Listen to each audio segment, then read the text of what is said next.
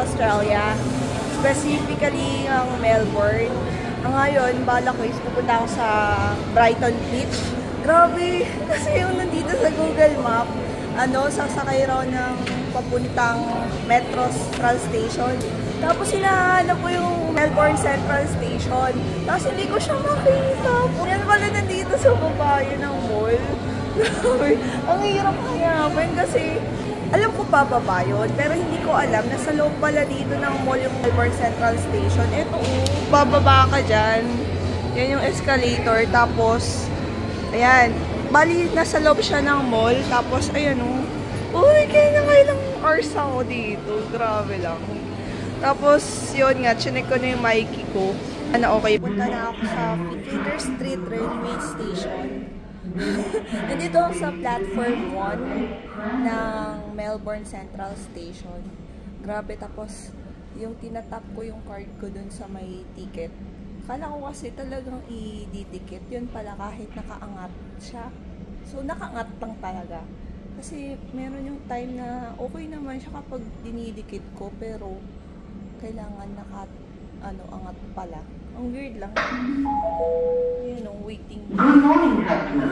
Your next service to the Clapham platform 1. Dito na ako sa Flinders Station. Tapos magta-transfer ako from Flinders Station to Middle Brighton. Oh, nakakalito. Nahanap ko kung saan yun. Pero ayun na, magta-transfer ako dito. Sana tama. Kasi inaalam ko Malagay doon 13. Wala nang check ko pa dito. Sana tama siya. Nakalagay kasi platform 13. Eto, nakasakay na pala ako dito sa train papuntang Middle Brighton. Tama yung sinakyan ko naman. Sana makababa rin ako sa tama.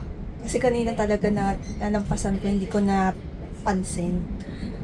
Sana wala pa masyadong tao sa may beach. Para masolo ko muna. Now arriving at Garden Road. Wala. Ilang station. Tapos sunod yung akin. Ito na yung next station ko, Middle Brighton. Saba? Check.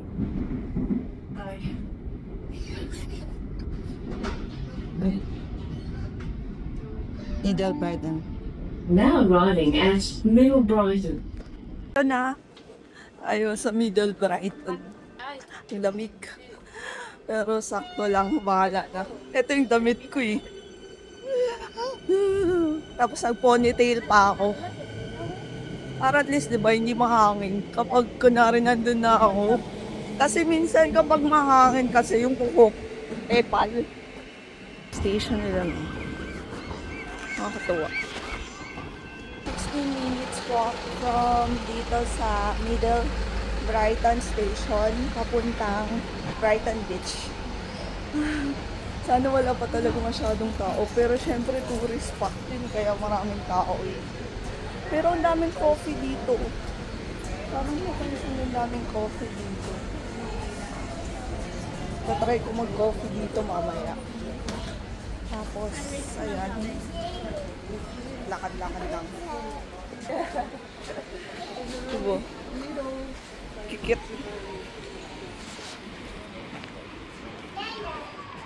Andito na ako sa Brighton Beach.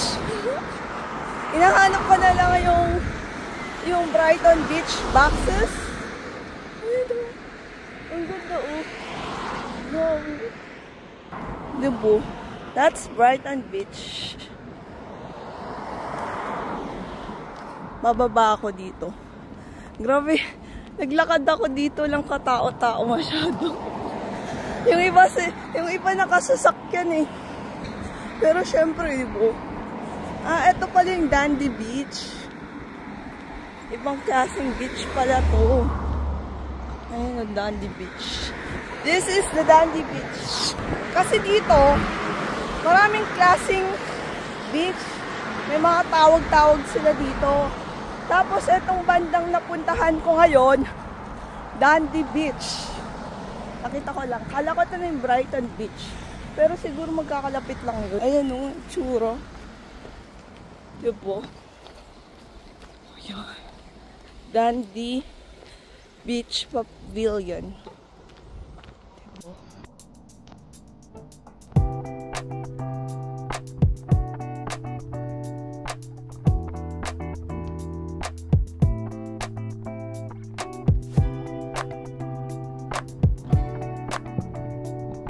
When the days are cold and the cards all fold and the saints we see are all made of gold, when your dreams all fail and the ones we hail are the worst of all and the bloods run stale.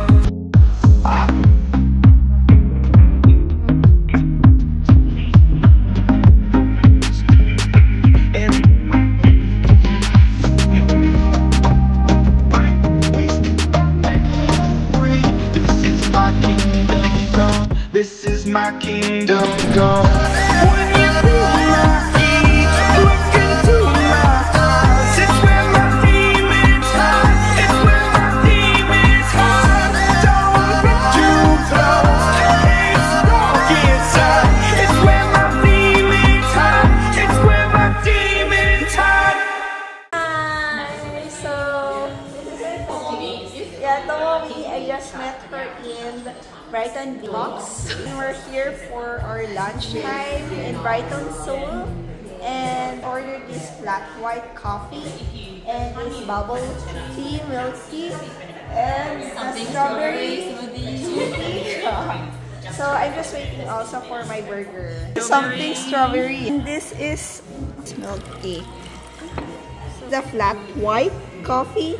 Hi, I'm here in Brighton, so how are you?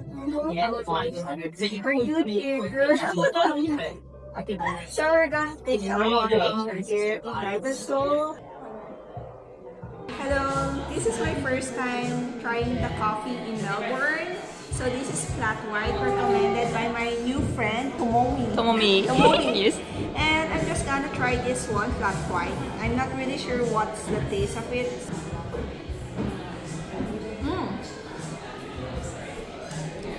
It's not really that sweet, but it's nice to have this for this whole day.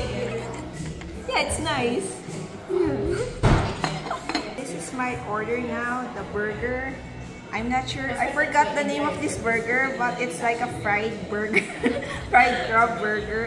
So this is the burger, crab burger, if I'm not mistaken. We have this floury. One is the crab, onion, fried onion.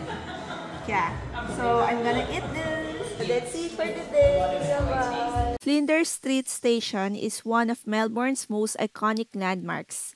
It's the oldest railway station in Australia and a major meeting point for locals. With its bright yellow walls, green dome, and famous clocks, it's a spot you can't miss when exploring the city.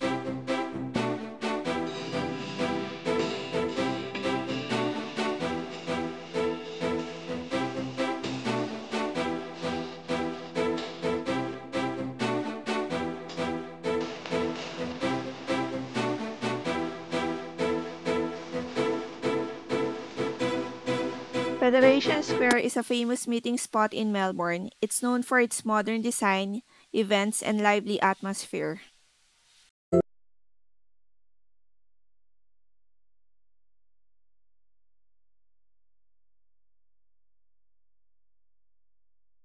Royal Arcade is Melbourne's oldest shopping arcade. It's known for its beautiful architecture, unique boutiques, and charming atmosphere. I'm trying Coco Black Signature Hot Chocolate. It's rich, creamy, and made with premium handcraft chocolate. Coco Black is a famous chocolate shop in Melbourne, known for its delicious chocolates.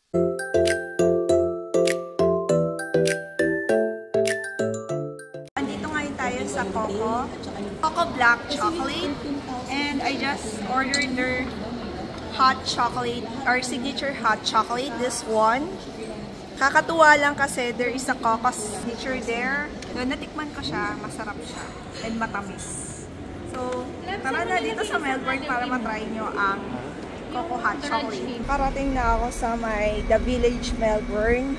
Umuwi na ako. Then, it's a nice experience meeting someone new. Yung Japanese na solo traveler rin. Then, yung namit rin akong Filipino dito. Then, okay na yung sa Brighton boxes. So, it's really nice to be there. And yung city tour dito, since it's my last day here. Yun. So, mag-ayos na ako ng gamit ko for tomorrow kasi maaga pa. The Village, Melbourne. Ito pala yung itsura para makapasok kayo dyan. So, first time ko makagamit ng Goki. Ayan, tapos mag-o-open siya. So, ayun lang. Tapos may mga event rin dito. Kaso lang konti pa lang siya. Hello, travelers! May mga paganyan-ganyan po.